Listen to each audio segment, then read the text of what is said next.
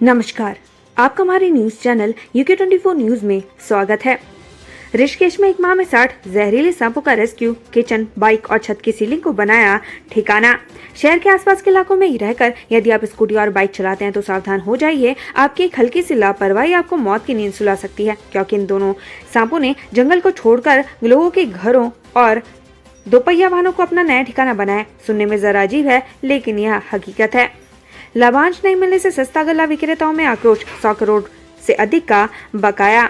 प्रधानमंत्री गरीब कल्याण अन्न योजना के तहत पिछले वित्तीय वर्ष का लाभांश न मिलने से प्रदेश के सस्ता गल्ला विक्रेता नाराज हैं। सस्ता गल्ला विक्रेताओं ने सरकार से जल्द उनके बकाया लाभांश का भुगतान करने की मांग की है। बताया जा रहा है कि प्रदेश के सस्ता गल्ला विक्रेताओं का करीब 11 महीने का 100 करोड़ से अधिक का लाभांश बकाया है। केदारनाथ धाम में मौसम हुआ सुहावना, सायंकालीन आरती में उमड़ रही श्रद्धालुओं की भीड़। चारधाम यात्रा के लिए लोगों में खासा उत्साह देखने को मिल रहा है। बीते दिनों मौसम की करवट बदलने के बाद बाबा केदारनाथ धाम में बड़ी तादाद में श्रद्धालु पहुंचे हैं। वहीं अभी तक बाबा केदार के दर पर 12,90,000 से अधिक श्रद्धालु दर्शन कर चुके हैं। बागेश्वर में पंचायत उपचुनाव की घोषणा, आचार संहिता लागू, 5 अक्टूबर को होगा मतदान। बागेश्वर में पंचायत उपचुनाव की घोषणा हो गई है। जिला मजिस्ट्रेट व जिला निर्वाचन अधिकारी अनुराधा पाल ने बताया कि पंचायत उपचुनाव के लिए आचार संहिता लागू कर दी गई है। साथ ही पंचायत उपचुनाव के लिए 5 अक्टूबर को मतदान होगा। फर्जी एसओजी कर्मचारी बनकर वसूली करने वाले 2 बदमाश गिरफ्तार, 49,000 रुपए बरामद। रुद्रपुर पुलिस ने फर्जी एसओजी कर्मचारी बनकर वसूली करने वाले 2 बदमाशों को गिरफ्तार किया है। दोनों आरोपी ने पीड़ित को NDPS के मुकदमे से नाम हटवाने का झांसा देकर 2,20,000 रुपए वसूले थे। वुमेन क्रिकेट प्रीमियर लीग आयोजित करने वाला पहला राज्य बनेगा उत्तराखंड। 5 जिलों की टीमें करेंगी प्रतिभाग। उत्तराखंड महिला क्रिकेट प्रीमियर लीग का आयोजन 18 सितंबर से देहरादून में होने जा रहा है। इस आयोजन के साथ ही उत्तराखंड देश का पहला ऐसा राज्य बनने जा रहा है जो महिला क्रिकेट प्रीमियर लीग आयोजित करवा रहा है। गौला नदी में तटबंध बहने और शिक्षक मौत मामले में जांच के आदेश, डीएम ने कही कार्रवाई की बात। हल्द्वानी की गौला और नधौर नदी के तटबंध बह जाने के मामले में डीएम वंदना सिंह ने सख्त रुख अपनाया है। डीएम ने मामले की जांच कर दोषियों के खिलाफ कार्रवाई करने के निर्देश दिए हैं, जबकि सड़क पर गड्ढे की वजह से शिक्षक की मौत मामले की मजिस्ट्रेट जाँच करने को कहा है। महाविद्यालय में दाखिले का छात्रों को मिलेगा अंतिम मौका, ऑफलाइन रजिस्ट्रेशन के जरिए ले सकेंगे एडमिशन। उत्तराखंड में महाविद्यालय और विश्वविद्यालयों में दाखिले के लिए छात्रों को अंतिम मौका दिया जा रहा है। उच्च शिक्षा मंत्री धन सिंह रावत ने राज्य में प्रवेश से वंचित रह गए छात्र छात्राओं के लिए एक बार फिर समर्थ पोर्टल खोले जाने के निर्देश दे दिए हैं, ताकि छात्र ऑफलाइन रजिस्ट्रेशन कर महाविद्यालयों में एडमिशन ले सके। बागेश्वर में युवक की मौत मामले में पकड़ा तूल, जुलूस में बिलखते परिजनों ने लगाई न्याय की गुहार। बागेश्वर संदीप डेथ केस का मामला गर्मा गया है। इस मामले में अभी तक पुलिस खुलासा नहीं कर पाई है। हालांकि परिजनों ने 2 युवकों के खिलाफ तहरीर दी है। आज मामले को लेकर ग्रामीण और अम्बेडकर चेतना मंच से जुड़े लोग सड़कों पर उतरे, जहां उन्होंने जुलूस निकालकर जमकर नारेबाजी की। नाप लेने के बहाने टेलर ने छात्राओं से की छेड़छाड़, स्टूडेंट ने चप्पल से की पिटाई। खटीमा एकलव्य आदर्श आवासीय विद्यालय में स्कूल ड्रेस का नाप लेने आए दर्जियों द्वारा छात्राओं से अभद्रता के मामले में आक्रोशित छात्राओं ने आरोपी दर्जियों की पिटाई कर दी। पुलिस ने आरोपी दर्जियों के खिलाफ मुकदमा दर्ज कर उन्हें जेल भेज दिया है। अभिभावक संघ द्वारा पुलिस को सौंपी गई तहरीर में बताया गया कि छात्रों की यूनिफॉर्म का नाप लेते समय दर्जियों द्वारा छात्राओं को गलत तरीके से छुआ गया, साथ ही उनके साथ छेड़छाड़ की गई। इसके अलावा अश्लील शब्दों का प्रयोग भी किया गया। वहीं तत्कालीन प्रधानाचार्य द्वारा छात्राओं को धमकी दी गई है। निपाह वायरस अलर्ट, उत्तराखंड में निपाह वायरस को लेकर अलर्ट, जल्द जारी होगी गाइडलाइन, जानी बीमारी के लक्षण और बचाव।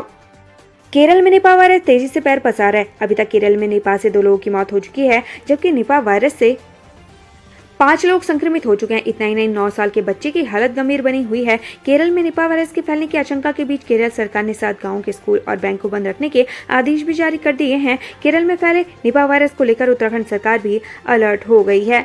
बीमारी आमतौर पर चमगादड़ से फैलती है, स्वरों को भी इसमें वाहक माना जाता है, लिहाजा इस बीमारी को लेकर उत्तराखंड में भी अलर्ट जारी कर दिया गया है। नैनीताल में पहाड़ी से गिरकर महिला की मौत, लोगों की आंखों के सामने हुआ हादसा।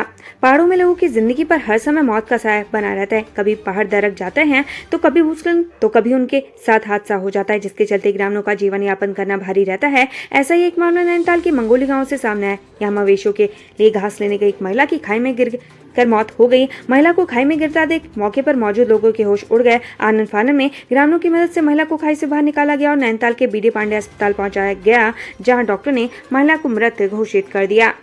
मसूरी में मनाई गई चंद्र कुमार बर्थवाल की 76वीं पुण्यतिथि। छात्रों ने कुछ इस अंदाज में दी श्रद्धांजलि। मसूरी में कल गर्ल्स इंटर कॉलेज में चंद्र कुमार बर्थवाल की 76वीं पुण्यतिथि पर कार्यक्रम हुए, जिसमें छात्राओं ने कविताओं के जरिए चंद्र कुमार बर्थवाल को श्रद्धांजलि दी। वहीं RN भार्गव इंटर कॉलेज में हिंदी दिवस मनाया गया और हिंदी भाषा पर प्रकाश डाला गया। हरिद्वार का मॉडर्न मदरसा, यहाँ मौलाना बच्चों को देते हैं संस्कृत की तालीम। हरिद्वार के ज्वालापुर स्थित मदरसा अरबिया दारुल उलूम रशीदिया में NCERT के पाठ्यक्रम के तहत संस्कृत भी पढ़ाई जाती है। ऐसे में मदरसों में पढ़ने वाले 250 से ज्यादा बच्चे न केवल उर्दू की तालीम ले रहे हैं, बल्कि संस्कृत के व्याकरण भी सीख रहे हैं। यात्रीगण ध्यान दें, 20 से 24 सितंबर तक बाधित रहेगा कई ट्रेनों का संचालन। यहाँ देखें लिस्ट। देहरादून, ऋषिकेश और मुरादाबाद से चलने वाली ट्रेन आने वाले दिनों में बाधित रहेगी। मुरादाबाद मंडल के मुरादाबाद सहारनपुर रेलखंड में चकरा जमल स्टेशन पर मरम्मत का काम चलने के कारण विभिन्न ट्रेनों के बाधित रहने की जानकारी है। मुरादाबाद सहारनपुर रेलखंड में चकराजमल स्टेशन पर मरम्मत का काम चलने के कारण यात्रियों को खासी दिक्कतों का सामना करना पड़ेगा। दरअसल स्टेशन पर मरम्मत का काम होने के कारण देहरादून, मुरादाबाद और ऋषिकेश में आने वाली विभिन्न ट्रेनें बाधित रहेंगी।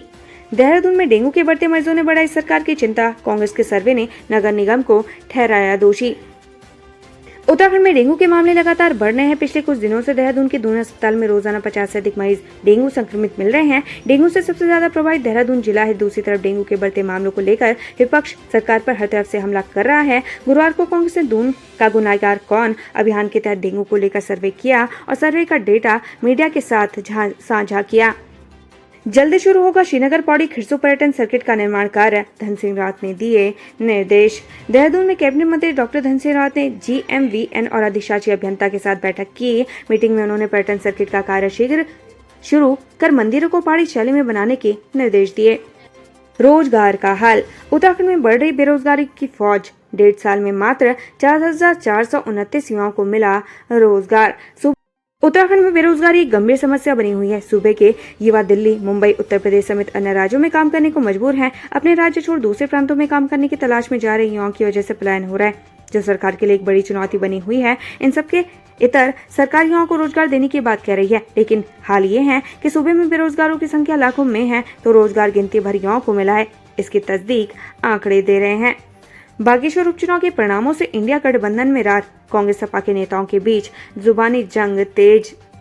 बागेश्वर विधानसभा उपचुनाव में कांग्रेस ने भाजपा को कड़ी टक्कर दी थी। इसके बाद भी कांग्रेस भाजपा से पिछड़ गई। इसके पीछे एक वजह ये भी रही कि बागेश्वर विधानसभा का उपचुनाव भले ही वोटों की संख्या के लिए भाजपा और कांग्रेस के बीच रहा, लेकिन इसमें काफी दलों के प्रत्याशियों द्वारा हासिल किए गए वोट भी भाजपा की जीत के लिए काफी महत्वपूर्ण साबित हुए हैं। ऐसे में अब उत्तराखंड में समाजवादी पार्टी और कांग्रेस नेताओं के बीच जुबानी जंग तेज हो गई है।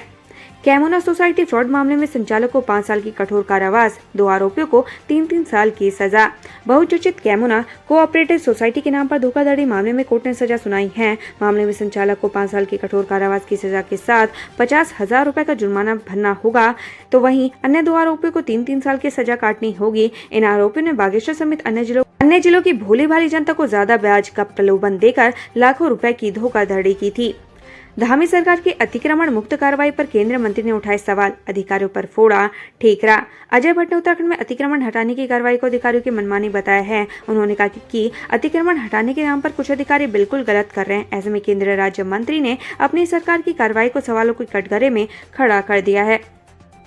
प्रहलाद नारायण मीणा ने संभाला नैनीताल SSP का चार्ज, गिनाई प्राथमिकताएं। नैनीताल के नए SSP प्रहलाद नारायण मीणा ने आज अपना कार्यभार ग्रहण कर लिया है। उन्होंने पर्यटन सुविधा, अपराध नियंत्रण और यातायात व्यवस्था को अपनी प्राथमिकता बताई है। सतपुली नया नदी त्रासदी के 72 वर्ष पूरे, आज भी लोगों के जहन में जिंदा है तबाही के मंजर। 14 सितंबर 1991, आज से ठीक 72 साल पहले पौड़ी के सतपुली सैंड में बहने वाली नया नदी में आई प्रचंड बाढ़ के मंजर आज भी बुजुर्गों के जहन में जिंदा है। बाढ़ में उस वक्त की एशिया की सबसे बड़ी motor company Garhwal Motors honours union limited की 22 बसें समेत 30 चालक परिचालक आपदा का शिकार हो गए थे। आपदा तब आई थी जब सभी चालक परिचालक मुख्यालय में बसें खड़ी कर आराम फरमा रहे थे। सतपुली के बुजुर्गों के जहन में आज भी दैवीय आपदा का जख्म है। वह बताते हैं कि पौड़ी का हृदय स्थल माने जाने वाले सतपुली सैंड में ठीक आज से 72 साल पहले 14 सितंबर 1951 को पूर्वी नया तट पर GMOU के चालक परिचालक मुख्यालय में बसें खड़ी कर आराम फरमा रहे थे। सब कुछ सामान्य था, लेकिन अचानक नया नदी में बाढ़ ने विकराल रूप ले लिया। इसके बाद बाढ़ में 22 बसों में सुस्ता रहे 30 चालक परिचालक नया नदी के आगोश में समा गए। पिता की डांट से नाराज होकर केदारनाथ पहुंचा किशोर, पुलिस ने परिजनों को सौंपा।